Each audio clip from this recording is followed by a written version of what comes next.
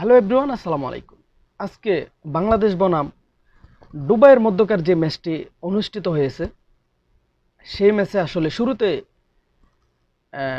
টসে জিতে ব্যাট করতে নেমে বাংলাদেশ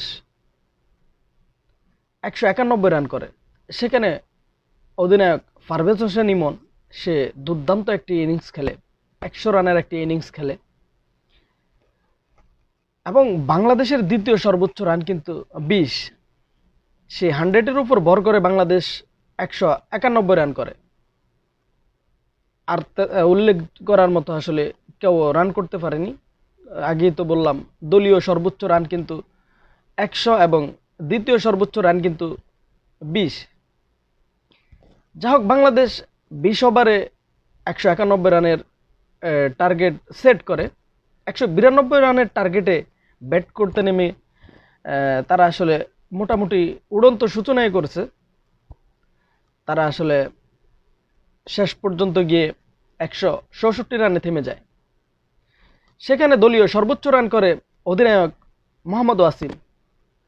তিনি আসলে 54 রানের একটি অনবদ্য ইনিংস খেলে যান।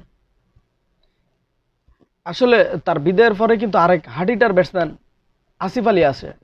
এই আসিফ আলী যতক্ষণ ক্রিজে ছিল ততক্ষণ মনে হচ্ছিল যে আসলে ম্যাচটি পেন্ডুলামের মতো আসলে দুলছে, কখনো বাংলাদেশের দিকে, কখনো ইউএর দিকে।